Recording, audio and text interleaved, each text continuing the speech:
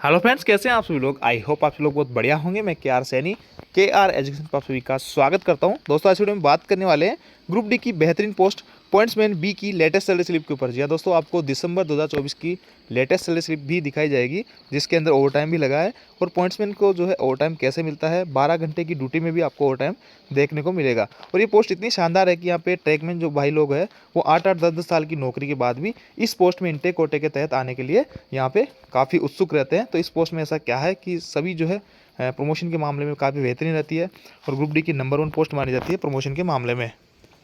और दोस्तों, इस पोस्ट को आप एकमात्र ओवर टाइम वाली पोस्ट भी कह सकते हैं। और पोस्ट जो है आपको सही चुनना है। ग्रुप डी के अंदर आपको पोस्ट प्रेफरेंस जिस हिसाब से डालोगे उसी के अकॉर्डिंग आपका पोस्ट का अलॉटमेंट होगा। गलत पोस्ट अगर आप चुन लेते हो तो लाइफ टाइम आपको पछतावा रहने वाला होता है। तो यहाँ पे मैं आपको पोस्ट प्रेफरेंस भी बताऊंगा और इस पोस्ट को पॉइंट्समैन बी को जो है आपको कितने नंबर पर आपको रखना है पोस्ट प्रेफरेंस में। और देखिए, OT वाली जो है सैलरी स्लिप आपको यहाँ पे दिखाई जाएगी। तो वीडियो काफ़ी इन्फॉर्मेटिव है, वीडियो को लास्ट तक जरूर देखेगा। आगे बढ़ने से पहले दोस्तों बताना चाहूँगा, टेक्स्ट बुक की तरफ से हर समस्या का समाधान के नाम से यहाँ पे text book pass pro max आपके लिए लाया जा रहा है, जो कि 1199 में अवेलेबल है। और यहाँ पे देखिए दोस्तों, आप कूपन कोड जो है सैनी यूज़ करके इसमें 12% की डिस्काउंट यहाँ पे ले सकते हैं और 1055 का आपका पड़ेगा। तो यहाँ पे इसमें आपको सब चीज़ें यहाँ पे मिलेगी। प्रॉब्लम्स आपकी जो भी आएगी, डाउट्स है, उनके प्रैक्टिस सेट आपको मिलेंगे, रिवीजन वगैरह के लिए सॉल्यूशन वगैरह है, हर क्वेश्चन का आपको समाधान मिलेगा। टेस्ट सीरीज है, PYQ है और स्टडी मटेरियल भी आपको यहाँ पे मिलने वाला है। तो ये सब चीज़ें आपको मोबाइल पे प्रोवाइड करवाई दी जाएगी।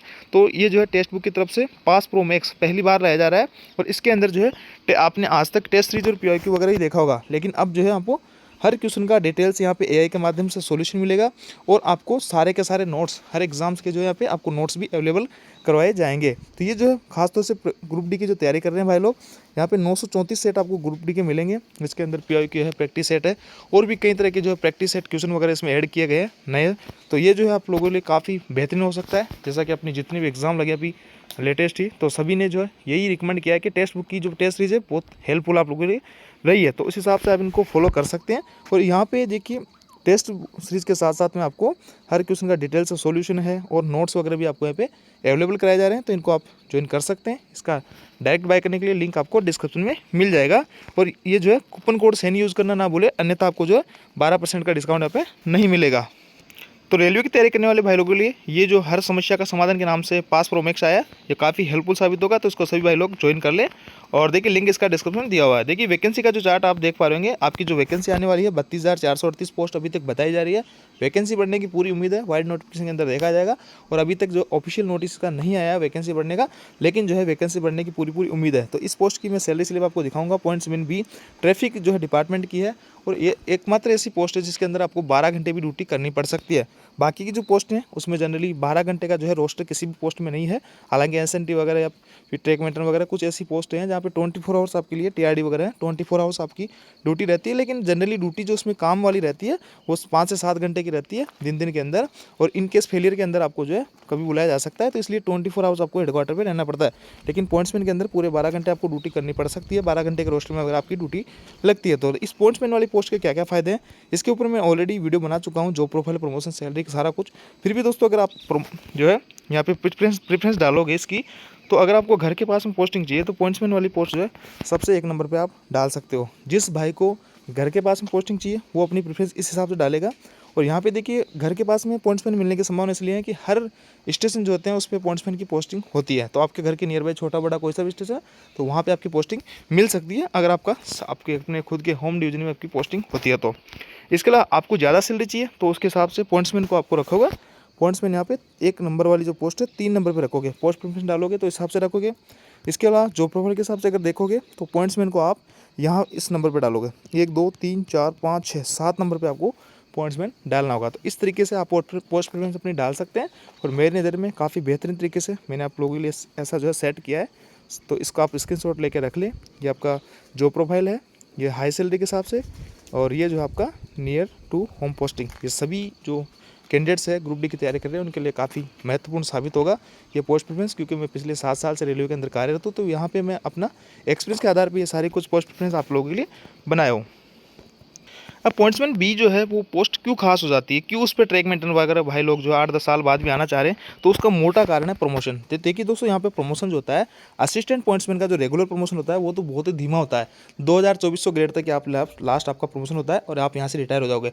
उससे अच्छा तो ट्रैकमैन ही होता है जो कि 2800 ग्रेड तक यहाँ पे रेगुलर प्रमोशन के तहत पहुँच जाता है। तो रेगुलर प्रमोशन की बात करूँ तो असिस्टेंट पॉइंट्समैन भी या पॉइंट्समैन बी का प्रमोशन सबसे धीमा रहता है। जीडीसी की बात करूँ तो जीडीसी सभी डिपार्टमेंट्स के लिए ओपन रहता है, चाहे ट्रैकमैन हो, एसएनटी हो, टीआरडी हो, कोई सा भी डिपार्टमेंट का बंदा हो वो जीडीसी के माध्यम से एग्जाम देके LP, station master, TT, CCTC, clerk वगैरह किसी भी एग्जाम को फाइट करके जा सकता है। तो इसके लिए कोई भी सर्विस का क्राइटेरिया नहीं रहता है। बात करते हैं एलडीसी की, जो कि सभी डिपार्टमेंट्स की अपनी अपनी आती है। तो लेकिन अगर मैं पॉइंट्समैन की बात करूँ तो इनके पास में ज़्यादा चांसेस होते हैं।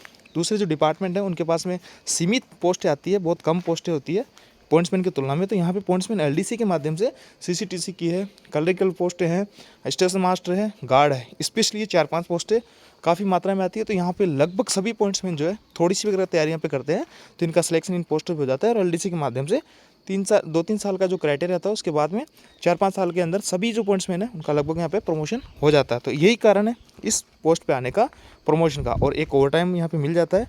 अगर जैसे कि 8 घंटे कोई की रोस्टर है तो 8 की जगह अगर 12 घंटे ड्यूटी करते हो तो 4 घंटे का ओटी बन जाता है। अगर 12 घंटे का किसी का रोस्टर है तो देखिए 12 घंटे में आपको जो है 2 तरीके से रेस्ट मिलते हैं। एक जगह 1 रेस्ट मिलेगा, एक जगह 2 रेस्ट मिलेंगे। जहाँ पे क्वार्टर नहीं होगा जिस स्टेशन पे आपके पुल का, तो वहाँ पे 2 रेस्ट मिलेंगे सप्ताह में। जहाँ पे क्वार्टर अवेलेबल है वहाँ पे 1 रेस्ट मिलेगा। तो अब ओटी कैसे मिलेगा, तो देखिए यहाँ पे दोस्तों 12 घंटे का आपका रोस्टर है, यहाँ पे 2 रेस्ट आपको मिलने चाहिए। अगर स्टाफ छोटे की वजह से 2 रेस्ट नहीं मिलते हैं और आपको 1 रेस्ट मिलता है, यानी 6 दिन आप ड्यूटी कर ले, तो एक दिन जो आपने 12 घंटे आपका रेस्ट था उस दिन ड्यूटी करिए, उसका ओवर टाइम आपको मिल जाता है। अब इस केस में जहाँ पे एक ही रेस्ट है ऑलरेडी, तो वहाँ पे ऐसा होता है कि कभी कभार आपको वो एक रेस्ट भी नहीं मिल पाता है, तो उस 12 घंटे का आपको ओवर टाइम यहाँ पे मिल जाता है। तो इस हिसाब से यहाँ पे ओटी बनता है। और 8 घंटे का जो रोस्टर होता है तो उसमें रेगुलर अगर 8 की जगह 12 घंटे ड्यूटी करते हो तो आपको ओवर टाइम 4 घंटे का पे मिलता है। तो अलग अलग ओटी की रेट अलग अलग होती है। बेसिक के हिसाब से जैसे जैसे बेसिक बढ़ेगा ओटी की रेट भी यहाँ पे बढ़ती जाती है। और हेडक्वार्टर से 8 किलोमीटर ड्यूटी करने जाते हो तो आपको टीए भी यहाँ पे मिलता है। अब देखिए दोस्तों, आपकी स्क्रीन पे NWR जयपुर डिवीजन के अंदर भाई कार्यरत है और लेटेस्ट सैलरी स्लिप है दिसंबर 2024 की पॉइंट्समैन की।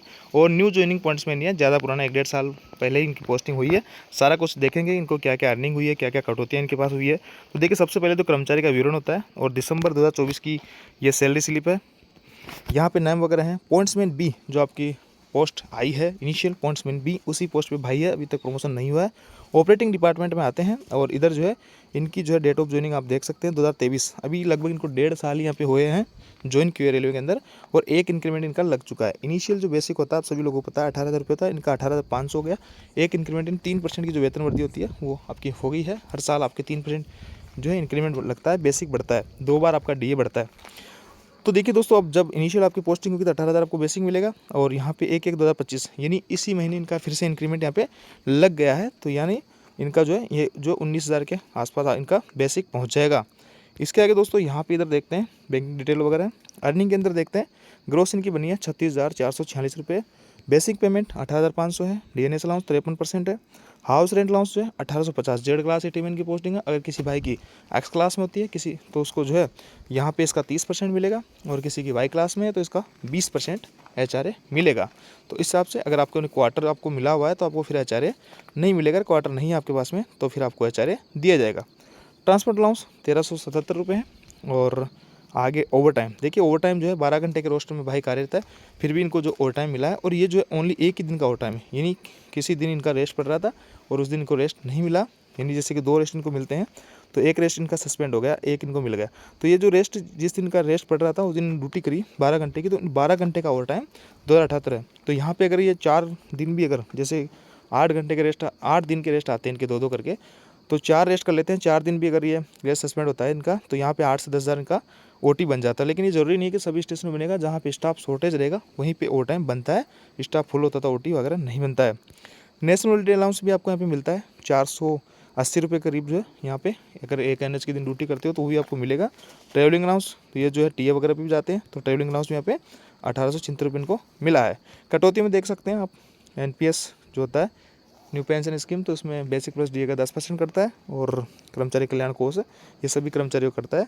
तो कटौतियाँ हुई है 2,961 रुपये। और नेट पेमेंट जो बना है उनका वो बना है यहाँ पे 33,485। तो मैं सीधा मोटी मोटी बात अगर कहूँ तो अगर आपकी जैसे पोस्टिंग होगी 1-2 साल बाद में, जब तक डीए भी 53% है, तो डीए आपका यहाँ पे हो सकता है वेतन आयोग भी लग जाए 2026 में, क्योंकि पूरी पॉसिबिलिटी है। तो सैलरी और अच्छी खासी हाइक आपकी हो जाएगी, बेसिक वगैरह काफ़ी अच्छा खासा हो जाएगा। तो आपकी इनिशियल सैलरी जो है 35-40 हज़ार के करीब आराम से मिलने लग जाएगी 1.5-2 साल बाद में, न्यू अगर किसी ज्वाइनिंग रहती है ग्रुप डी के अंदर पॉइंट्समैन की। तो ये जो है आप सैलरी यहाँ पे रहती है, और ओवर टाइम वगैरह इनको मिलता है, टीए पे जाते हैं टीए वगैरह मिलता है। तो ये कुछ अलाउंसेज है। बाकी मोटी बात जो है प्रमोशन की है, घर के पास में पोस्टिंग चाहिए, तो ये पोस्ट भी काफ़ी बेहतरीन है।